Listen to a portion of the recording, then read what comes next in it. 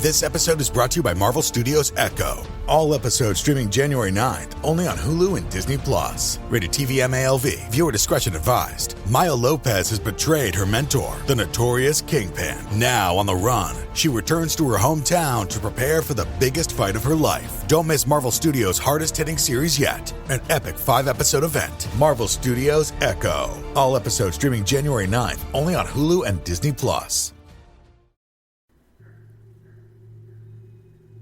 Hello, and welcome to Scare You to Sleep. I'm your host, Shelby Scott. How are you feeling?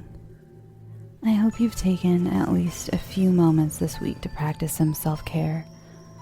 Watch that movie you've been meaning to watch, take a bath, cook your favorite meal, or even just take a couple minutes to sit in a quiet room and breathe, or cry, whichever feels better. I've released a new guided nightmare on Patreon this week. At the end of this episode, I'm going to attach the first 5 minutes so you can take it for a test drive if you aren't already a Patreon subscriber. I have quite a few new listeners since my first guided nightmare came out, and some of you may not have listened to that episode. If you've never listened to ASMR or a guided meditation before, it's probably going to sound super weird.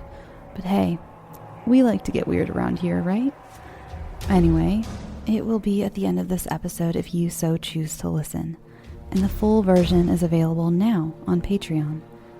I recommend headphones and a comfy spot. Another reminder that the deadline for kids' stories is April 1st. Please send them to scarytosleep@gmail.com. You can also email any questions you may have. Speaking of children, let's start this week with a classic children are fucking scary story. This story is by Lindsay Hepburn, who you may remember from her story, Tall, Dark, and Handsome, in the episode titled Queries. This one is called My Name is Teresa Elenore Cowell.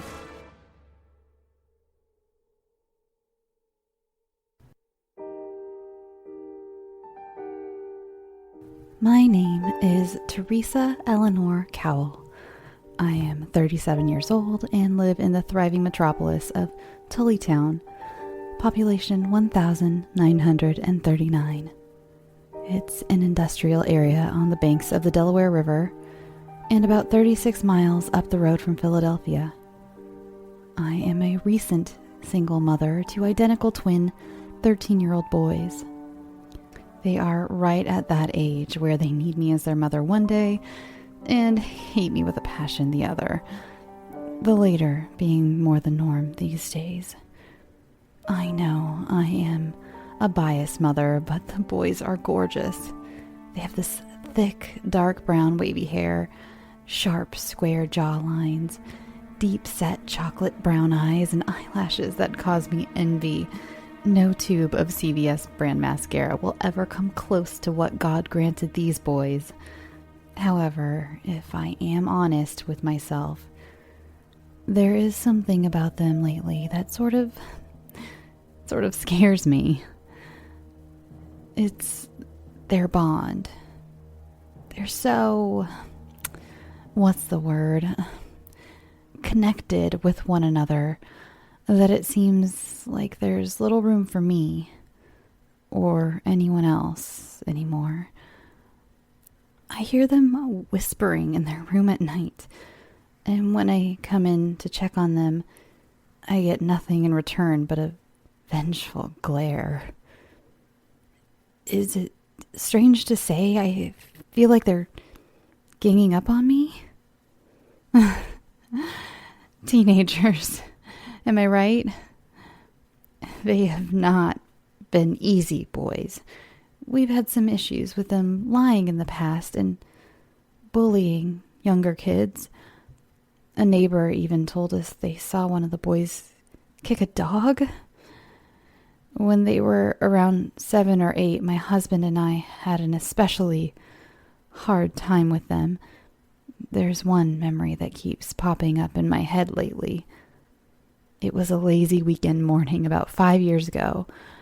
My husband and I were relaxing in our bedroom watching a home renovation show on our bedroom TV. We heard crying in the living room and then laughing, then crying again. My husband and I traded looks, and it was decided that it was his turn to see what they were up to downstairs. He begrudgingly got up and went to check on them, and when he came back to bed a few minutes later, he had a glazed expression on his face. He told me that when he peeked over the stair railing, he saw the twins sitting facing each other on the sofa, making expressions. One would say an expression like sad, and the other would act it out based on what the other had requested. He said it was such an odd thing to witness. Like they were teaching each other how to act, human.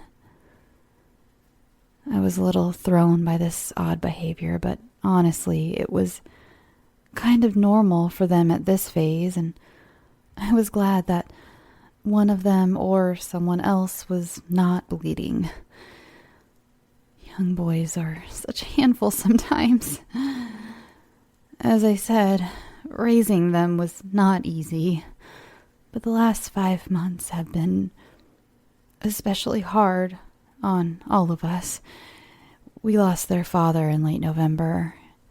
He was outside on that stupid wooden ladder, hanging Christmas lights, and apparently lost his balance. He apparently teetered on the ladder, grabbed for the gutter, and eventually fell backwards, hitting his head on the lawn. It should not have killed him. I keep thinking that he should be here. He should be with us. But it was a freak accident. The coroner's report said that he died from, of all things, asphyxiation. He must have winded himself and fell unconscious and somehow stopped breathing. I can't quite wrap my head around how this happened, but all I know is the twins found him and they must have been so scared. I went outside after I heard a thud and saw them sitting cross-legged on each side of him, their hands on his face. I was absolutely frantic and ran over to them screaming, but they were in so much shock that they didn't even cry. It's a horrible memory for me, one that I'm trying to get past. Time is helping. It's April now, and the weather is getting better. With the birds chirping and the grass growing, I am feeling better. A robin built a nest on the balcony outside my bedroom. She has 6 little baby blue eggs, and she keeps vigil over most of the day, only flying away for a minute or two before she's back at her post. I showed the boys the nest through the window, told them that we will have some new winged newborn neighbors in a few weeks. Finally, they showed some interest in something other than murderous video games and forensic files on TV. The horror thriller genre is my fault, really. I love all that scary stuff. My earliest memory of being interested in this type of crime when I was about 5 or 6 years old in my mom and dad's bed, lying next to my mom as she read. She read the thickest book I have ever seen, small black print on yellowish pages, not at all like the bulbous black print in the children's stories my dad read to my sister and myself at night. I was especially intrigued by the shiny, bright white pages that intermittently broke up the book. My mom said that they were not for children, but when she got out of bed, I would sneak a peek, and they were filled with grainy black and white photos of murder scenes and smiling family photos of the deceased and other true crime graphics. Since that time, I have been a fan of all things horror, scary and haunted. Stephen King is basically a legend in our house. My mom would joke with me and say, "It's in our blood," and it was okay to embrace this side of my interest as long as I didn't talk too much about it. I remember giggling when she said this, like it was our little family secret. When it comes to the twins, however, I should really be more aware of what they watch. The school has called me on more than one occasion to say that the other students complain that the twins scare them and talk about inappropriate subjects that 13-year-olds should not discuss.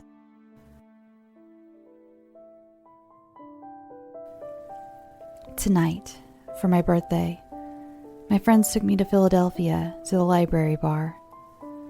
We caught up over some fancy overpriced cocktails with ingredients like cherry blossom infused vodka and creme de violet. I was glad to have found a babysitter to look after the twins. It's harder to find someone to stay with them recently. Everyone is so busy. My friends, whom I have known since we were the twins' age, drank just enough and laughed too much. We talked about our youth, our families, and the future.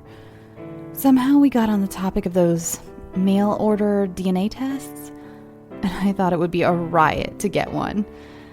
We made up stories of who we thought we would be related to and where we thought we were from. I said that although my family didn't talk much about themselves, I knew Cowell was likely from the United Kingdom, and I wished that I was a cousin to the guy who was a judge on that talent show, The X Factor. Maybe I could claim some of his wealth. We drank more drinks and had more laughs and raised a glass to toast our family's past as we pressed order on the DNA kits. Last night was so much fun. My head was letting me know just how much fun I had when I awoke to the closing of my balcony door. I sleepily saw the twins come back inside and smiled as I rolled over again for a few more moments of sleep. They had taken such interest in the little birds who had hatched about a week ago, and I often found them outside watching the birds call their mother for more food. When I finally awoke again, it was close to 11, and I was so pleased to have had a lazy Sunday morning. I put on my robe and went out to look at my little birdies and witnessed the most horrible sight. My baby robins were ripped apart on my balcony, their tiny wings plucked from their featherless bodies, where black flies had already started to land. An animal must have found the nest and destroyed them during the night. My heart broke and bile rose in my throat. The twins would have seen this mess and must also be upset. I would have to speak to them about this today. It seems like they had experienced so much death in their young lives.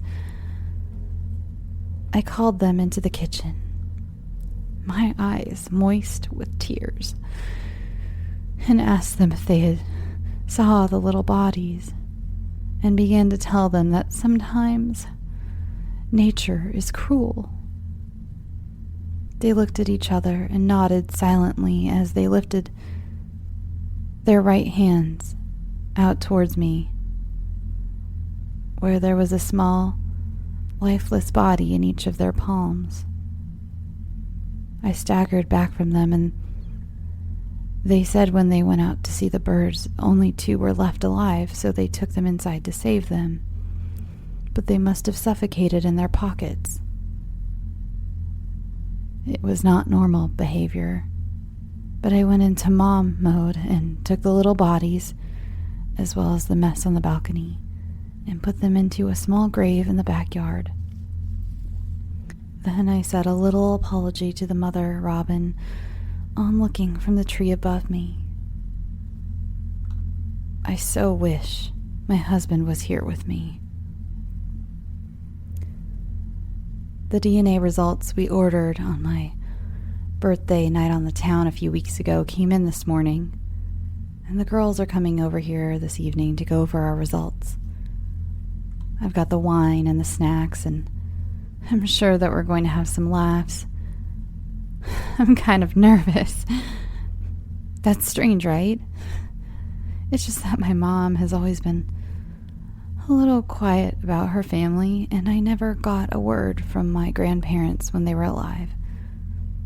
It was like our little family is more like a straight stick than a family tree.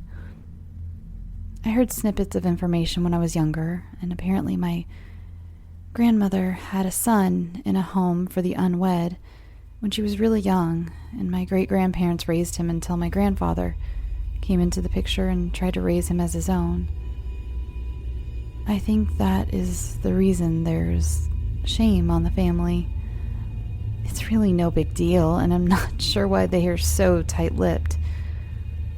My mom won't speak of her stepbrother.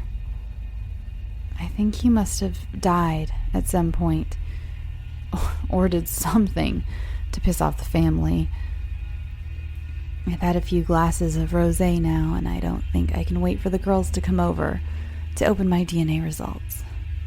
I'm giddy and want to take a sneak peek. I look at the twins sitting across from me on the sofa, both looking back at me with a sly smile that only raises one side of their lip. The movie The Shining pops into my head, and I shake my head and look away. Little weirdos. The rosé causes me to mumble under my breath. I quickly look up to see if they heard me. They don't change their expression. I feel like the past few weeks they've been stalking me, waiting for me around dark corners, and quite frankly, it's creeping me the hell out. I shiver a little and take another large gulp of wine and feel the cool liquid flow slowly down the back of my throat. It tastes of sweet cherries and another flavor I was not expecting. Almonds. The boys look at each other and smile back at me. Wider. I open the results and start to read. Part English, part Scottish, part Polish. Interesting, blah blah. Okay, here's some interesting family tree information. Great-great-great-grandparents came over here from England to meet Lady Liberty back in the 1800s. Fast forward 100-odd years, and in 1951, my grandmother, Elenore Louise Cowell, married Johnny Culpeper Bundy. Her son, Theodore Robert Cowell, changed his last name to Bundy. My head starts swimming. I feel like my body is getting so heavy and my eyes begin to close. I look down at my almost finished glass of wine and then up at the twins. They look back at me. The family resemblance is uncanny. My heart seizes, and I grab my chest. The dark eyes and mischievous smiles. The lies, the bad behaviors, the baby robins, and the ladder accident. It's all suddenly so clear. Just as my vision starts to go black, I see them both rise and sinisterly come towards me. I can hear my mom's voice again. It is in our blood. The blood that flowed through my grandmother, my mother, myself, and my twin boys is the same as that which flowed through the notorious serial killer, Ted Bundy.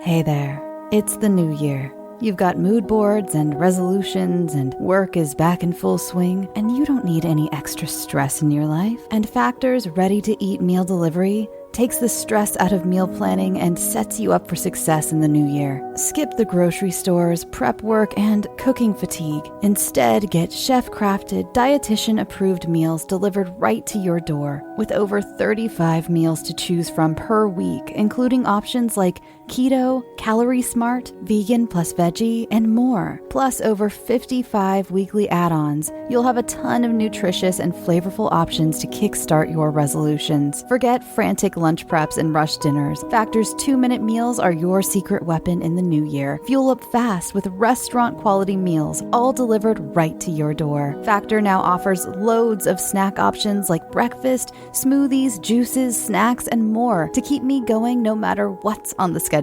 Skip the overpriced takeout trap. Factor is cheaper and way more delicious than takeout. Get chef-crafted, restaurant-quality meals delivered right to your door. They are ready to heat and eat in just 2 minutes, which means more time for you. Need a special occasion meal? Gourmet Plus is the perfect solution if you're looking for fast, upscale options done easily. When things get hectic, Factor is flexible. Change up your order every week with plans from 4 to 18 meals per week. Or pause or reschedule your deliveries anytime. Stress less over meal times in the new year. Factor's no prep, no mess meals free up time otherwise spent on shopping, cooking, and cleanup. No more wasting time in the kitchen. Not only does Factor offer fast, simple solutions when I'm too busy to cook, they also help me stay on top of my goals. With offerings like Protein Plus and Keto, I can stay on track. This is definitely going to come in handy for my New Year's goals. Factor has everything I need for a week of flavorful, nutritious eats. In addition to ready-to-eat meals, they have cold-pressed juices, smoothies, energy bites, extra protein, veggie sides, and more to keep me energized during frantic times. Head to factormeals.com/scareyoutosleep50 and use code ScareYouToSleep50 to get 50% off. That's code ScareYouToSleep50 at factormeals.com.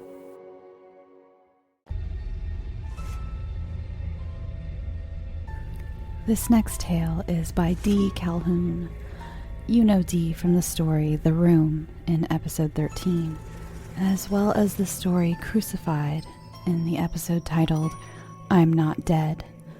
This week, Dee has for us Fame.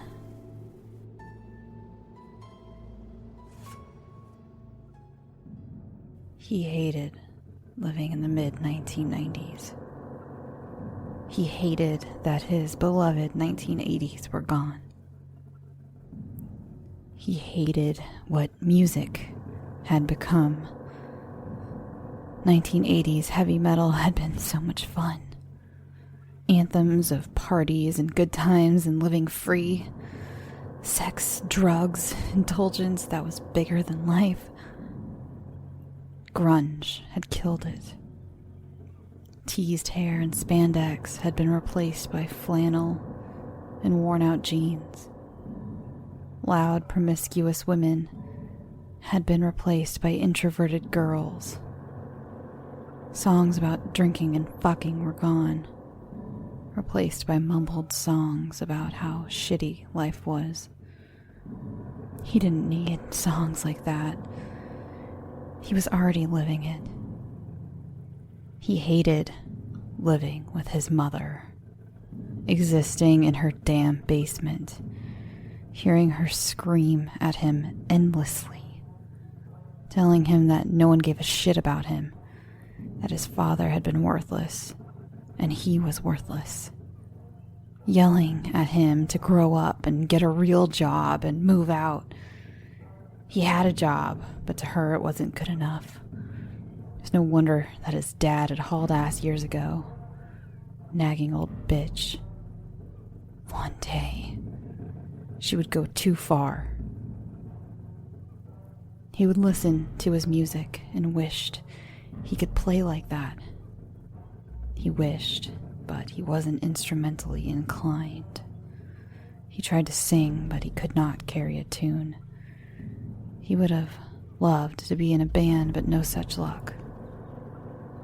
He wanted so badly to be known and liked. He wanted so much to be a part of music in some way. He decided that he could do that by writing about music. Not this depressing, murky grunge shit, though. He would write about the glory days of the decade before. he decided to publish a newsletter that talked about those bands and that era. It made him happy to remember those days that seemed so long ago. Maybe he could get some of the younger crowd to appreciate what he had loved. He typed his newsletter up in Word, 1 page, front and back. He had copies made at Kinko's. Then he launched a very clever idea. He frequented a local independent record store. The owners were friendly, knew him and his mother and where they lived. The store distributed a local music newspaper which focused on local and regional music. He had checked the paper out and, in truth, didn't care for the content. It praised this awful modern music and praised the local bands that played it.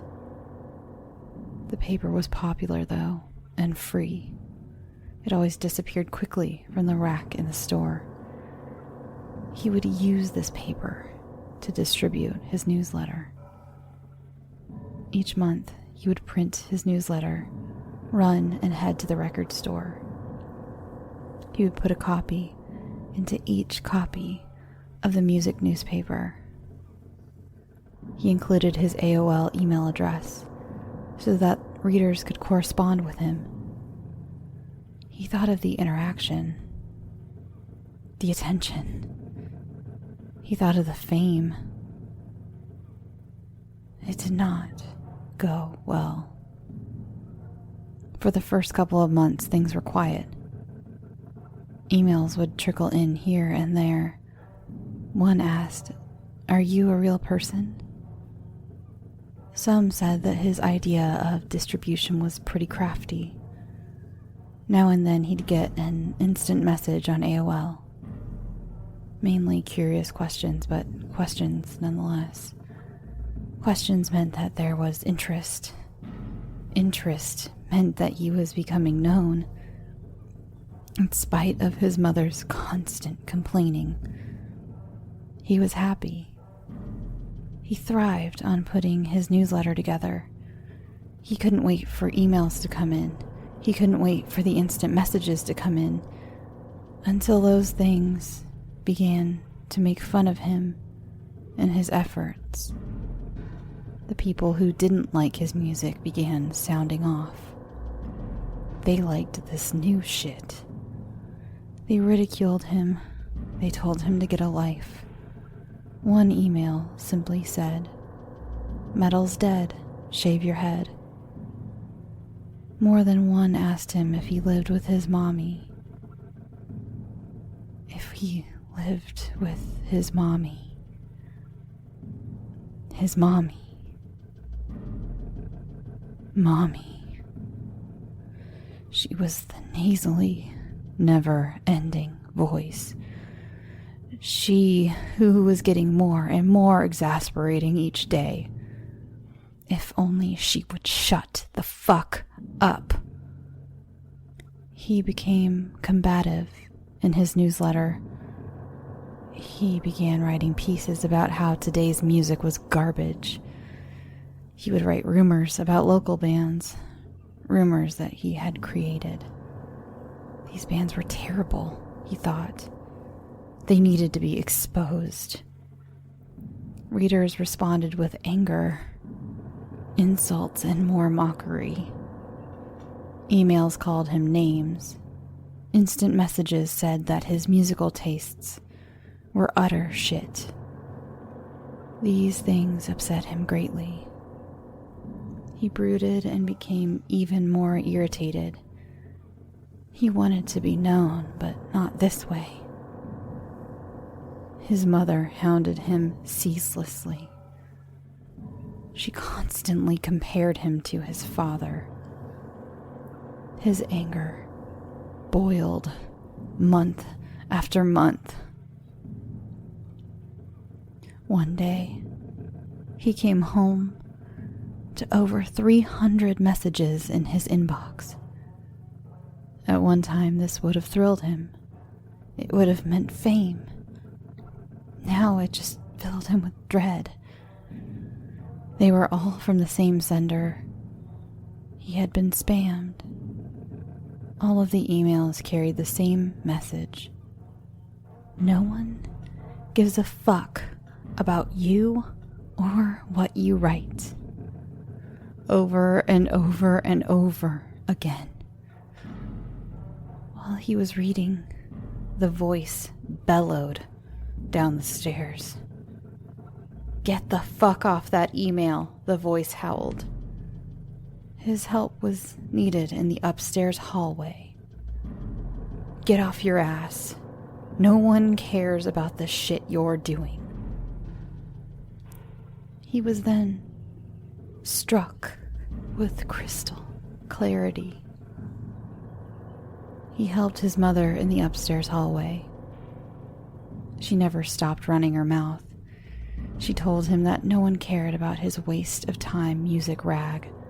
He was never going to know any sort of fame. He remained silent. He was through with this whole goddamn mess. He was going to end this whole goddamn mess. He had snapped. He prepped the next edition of his newsletter. It didn't take long. The content was the same on both sides. "You bastards will give a fuck. My mother will give a fuck. Blood is on your hands. Fuck you." The next week, the next edition of the music paper was released. That afternoon, he stuffed the paper with his newsletter. There were looks and some giggles from people as he did so. His clothes were dirty and his hair greasy. He heard someone say "loser" as he exited. He walked around for the rest of the afternoon, waiting for darkness. He headed home. He brooded. He wept. He let the anger boil and fester. He thought of the telltale heart. His eye would torture me no more. That voice would torture him no more. Nothing would. His mother was sitting on the front porch. She wasn't alone. Who was with her? He approached and a voice shouted his name. The voice also told him to freeze. The police were here. Someone had given a fuck about what he had written. Too quickly, though. He still had to finish. He ran at his mother. He was hit on both sides and dragged to the ground. He screamed that he had to finish. Had to finish. His mother wept as he was taken away. The next day, his face appeared in dozens of regional newspapers. He was talked about on the local news. He was talked about amongst local music fans and musicians. He awaited his fate, not even realizing that his mother had been wrong. People certainly were giving a fuck about what he planned to do. And fame was finally his.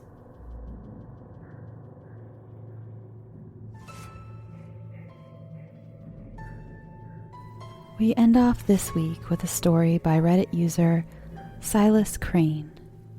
I will put a link to their profile in the show notes. They have a ton of other fantastic stories to read. This one, well, it totally made me cry. So I wanted to end off the night with something that will hopefully make you feel as many feelings as I did. This is, I had to put my dog down today.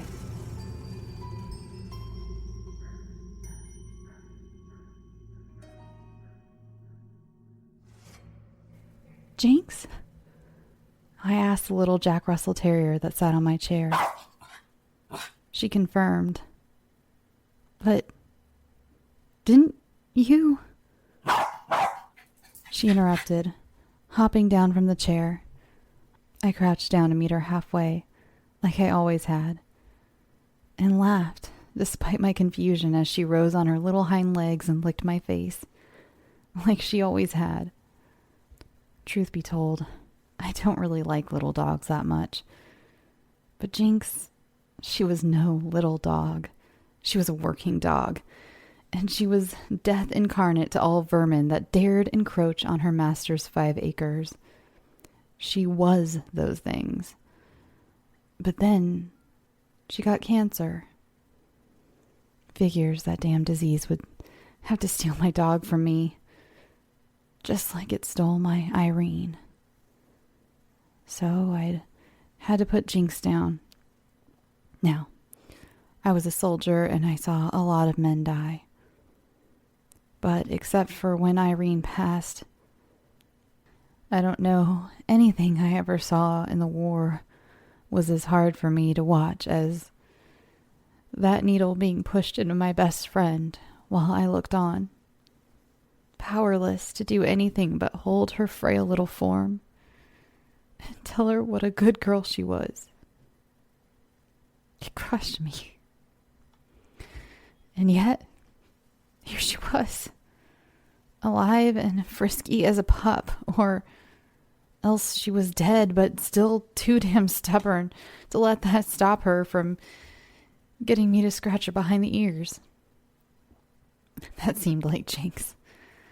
I had thought my little gal was gone forever, but I guess I was wrong. Wrong again, Jack, as Irene used to say so playfully whenever I made some dumb mistake and was feeling down or talking bad about myself. That was her way of reminding me that I was the man she loved, the man she chose to marry, which meant I couldn't possibly be as bad as all that. God above, but I missed that good woman. Jinx broke away from me suddenly and dashed to the door of my study. Rearing up on her hind legs, she placed her forepaws on the door, looked back at me, and barked sharply. I knew that bark. Her alarm bark. My mouth set in a grim line. So, that's why you came back to me, girl, I asked softly. We got us a rat? The thing is, the country house has been rat-free for years, thanks to Jinx. There had been rumors in town, though. The meth heads, breaking into folks' houses out here looking for stuff to steal and pawn. I reckon that if old Jinx smelled her a rat, it was the 2-legged kind. The thought of someone like that breaking into my house, especially considering who I had staying with me tonight, that got my dander up but good. Easy, girl, I said, calmly, as I drew out the Glock I kept in my desk drawer and checked it, drawing the slide back. I crept out into the living room, my eyes darting left and right. Jinx prowled out in front of me, sniffling along the floor like she was trying to pick up something's trail. I noted Tom, my eldest, asleep on the couch. He didn't need to do that. He ought to be upstairs with Sharon and the little ones, but hell, I guess he was probably worried about me. God bless that boy. Finds out his old man's dog has to be put down, so he brings the whole clan, wife, kids, and all, out to the boonies just to be with his ornery old dad. Just when I needed him. I didn't tell my son near enough how much I loved him, how proud I was, but then at least I had told him so after he showed up at my door last night. I thought of waking him, but then, nah. Get some sleep, Tommy, I thought. Your papa's got this one. Jinx skittered unsteadily across the slick hardwood in her excitement and ran into the front door. Recovering instantly, she started sniffling along the thin line of early dawn light creeping through the crack at the bottom of the door, letting out a confusing mix of soft growls and plaintive whines. What is it, girl? Who's out there, huh? I whispered softly, as I quietly eased open the bolts, my Glock at the ready. I began to carefully open the door a crack. But the moment it was wide enough for her to slip through, Jinx darted outside with a loud yip. Daggone it, Jinx. She had never jumped the gun like that when she was alive. Forgetting in that moment that whatever was outside probably couldn't hurt a dog that had been put to sleep yesterday, I dove after her and caught her by the collar. I guess I was still pretty damn spry for an old fart. "No, stay," I hissed. Then I looked up. At the end of the front walk stood Irene, as young and beautiful as the day I met her. I stared at her, then looked down at Jinx, who was now panting happily, looking between me and the impossible apparition of my departed wife. That was when, in the growing light, I took notice of the hand that still held Jinx's collar. It was free of all the wrinkles, scars, and age spots I'd grown used to over the years. As tears began to fill my eyes, I slowly looked back up at Irene. God above, but her smile was beautiful. I'll be damned, I said hoarsely. Irene laughed, that beautiful musical laugh of hers, and beamed at me. Wrong again, Jack.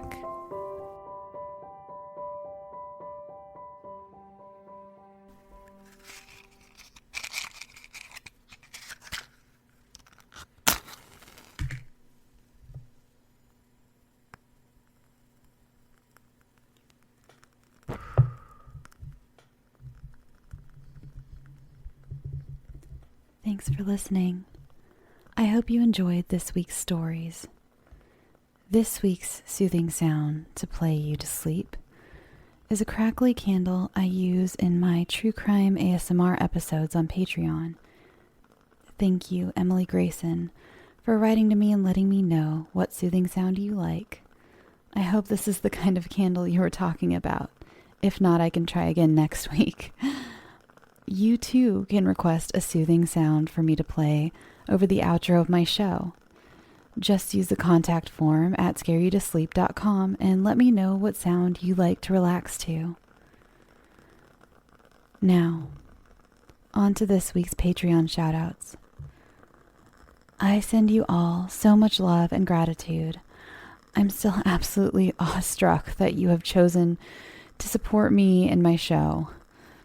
Thank you so much to Michael Joseph, September Grace, Kate Toomey, Cynthia Soto, Jen Jones, Jamila Van Dyke Bailey. Also, thank you again for sharing that poem with me, Jamila. It really was beautiful. Ann Stewart, Lorraine Crisanto, Robert Colaton, Caitlin, and Kimberly Carolitis. Please let me know if I pronounced that wrong. Again, I really do try to look up the pronunciations of your names, and sometimes Google just comes up with nothing. If I could hug you all right now, I would. Follow the show on Twitter and Instagram at Scare You to Sleep. You can you can join the Facebook group, facebook.com/groups/Scare You to Sleep. Send me your stories. I almost have enough true stories to do another True Tales episode. So if you've ever had anything scary happen to you, be it by ghost, UFO, cryptid, or the scariest of all, man, send it in to scareyoutosleep@gmail.com. I think that's all for now. Remember, I will be playing the first 5 minutes of my newest guided nightmare at the end of this episode. So stick around if you're interested in that. Now, go get some sleep. Sweet dreams.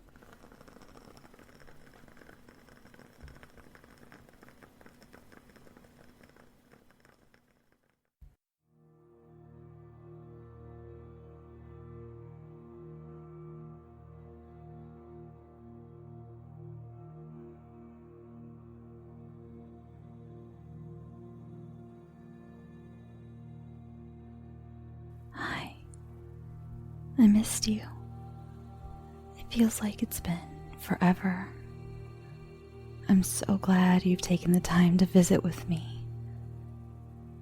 You look magnificent, just stunning. But I can tell that you're tired. Like the light around you is a little subdued. Why don't we go on a journey together? Would you like that? Okay, let's go. Find a soft and safe space to sit or lay down. Make sure you have something near you to drink in case you get thirsty. Something that will calm you, like some tea or even just a glass of water. Sit back and let's do something a little different this time. Close your eyes. I want you to place one hand palm up. Now, with your other hand, lightly run your fingertips slowly up and down the arm of the hand that you have palm up. Start at the palm and gently caress your arm up and down. As you do that, I want you to breathe deeply in. 1, 2, 3, 4, and out.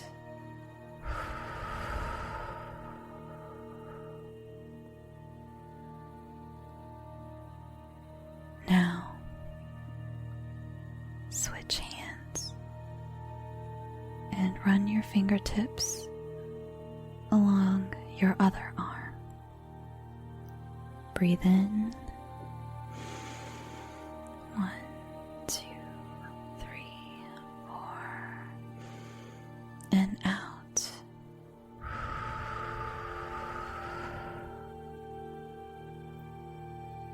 In.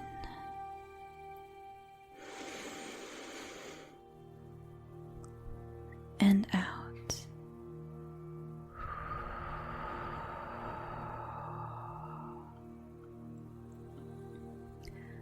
Now take your index fingers and I want you to trace your entire face. You are so deserving of love and care. I believe touch is a huge part of that. Just take a moment to trace your eyes down the bridge of your nose to your lips. Lightly make little circles on your forehead and your cheeks. Go lightly up the sides of your neck and outline your jaw and your entire beautiful face. Now, let your arms rest. Keep breathing deeply all the way down to your belly.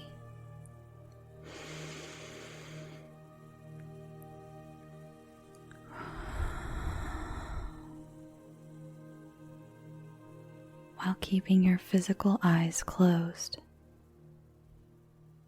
I'd like you to open your mind's eye.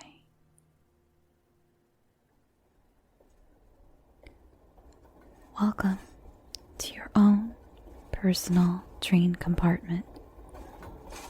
It looks like you've stepped back into another era. You're surrounded by dark wood and velvet cushions. It's late at night, and from the quiet, it seems that everyone else in your car has decided to get some sleep. You stare out the window of the passing forest, taking note of the snow beginning to fall. Grateful for the fact that the inside of your compartment seems to be just the right temperature, despite the weather outside. You're just beginning to doze off when the train comes to a sudden stop.